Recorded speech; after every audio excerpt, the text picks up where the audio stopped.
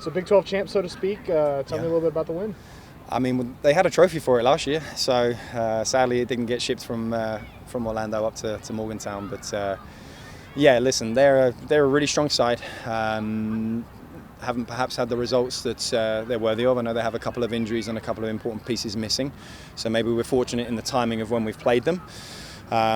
But yeah, very, very good side that we know are capable of having spells with the ball, and then obviously it makes a huge difference when they're coming off a week between games, and we obviously played away on Tuesday. You get back at 2 a.m. and there's some heavy legs, and we're a little bit light defensively in terms of cover right now as well. So we had to suffer a little bit to finish the game, but when I look and see one corner and one shot for them, very, very proud of the defensive effort, and obviously the result was huge.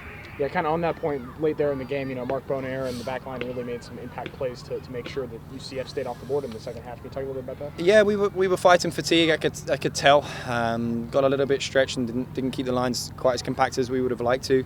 But sometimes you have to suffer in this game, and I think, to be fair, the nature of how the season has developed, we had some really, really comfortable wins and very controlling wins at the start of the season, and almost got caught by surprise with Kentucky that it was an even game. And hey, guess what? There's other good teams in the country, not just us. So it was good that we adapted and were more accepting probably of the fact that yeah, they're a good team. They're going to have some of the ball. They're going to have some spells. And obviously with the energy impact of what we had done on Tuesday versus their recovery, we expected to have to absorb, especially the nature of the scoreline.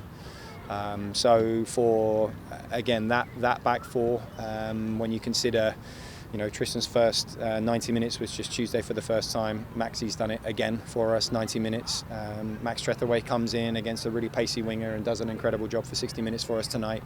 And then Freddie's not long off his injury and obviously lasts 89 and a half minutes for us too. So we get some time now. They get an opportunity to enjoy this and then to recover and obviously really focus up on a reinvigorated Georgia Southern next week. Yeah, how big is having that 6-day layoff, for some of these legs here? Because, Colbert was a little slow getting up at one point, and then some other guys here. Yeah, they have the next 2 days off, and they've earned them. And then obviously we should feel like we have an opportunity to manage the squad, hopefully get a few other players up to speed as well.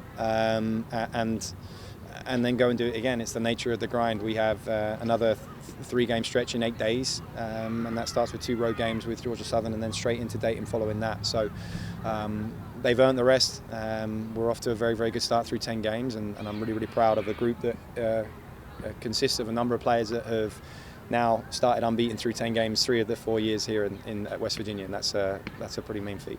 Yeah, last thing for me, obviously you wanted to get the 3 points against Kentucky, but to have that adversity early on, how big is that going into the later half of that Sun Belt schedule? It's really important. We actually, the nature of results last night gave us an opportunity to go at least level on points and joint first today with a win. And I said to the group, I think in the 3 years that we've been competing in the Sun Belt, I'm not sure we've ever been sat atop of the league at any stage. We've always kind of been trying to make up for lost time. So obviously with JMU and Marshall tying yesterday, gave us an opportunity to go level on points. So yeah, hopefully we like being perched from the top and we can keep everyone behind us. No. Coach, the second half substitution of Sam Yanka, he comes in the game, brings a whole new level of intensity, ends up assisting the goal from Caldera. Mm-hmm. What were your thoughts on how he played? Yeah, almost worked perfectly with how we drew it up.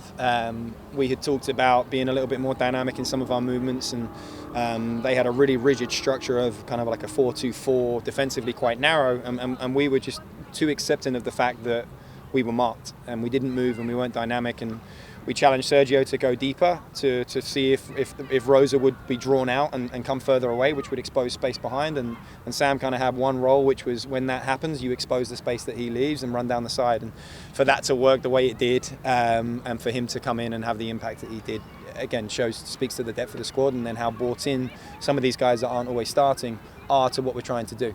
So really, really proud of his efforts in the second half, and definitely deserves the assist. Yeah, I'll go. 17 out of 21 goals, I believe, so far have been scored by international players.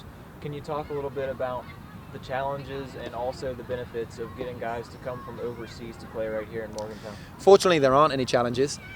Fortunately, this is a desirable location for a number of international athletes and domestic now. I think we're almost 70% domestic in this current roster.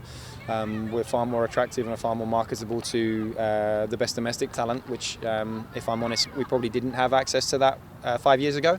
And now we feel like we're in a position where we can compete with the best of the rest, honestly, for the domestic players. But to be able to supplement that with some fantastic internationals, to see as many senior internationals as we have that are so invested in, and in love with West Virginia as a state, as a program, is fantastic. And I can speak to that myself, as can Andy. So we're very, very fortunate that we operate in a global market.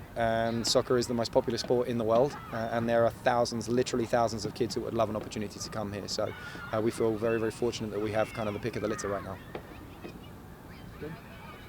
Okay, thanks guys.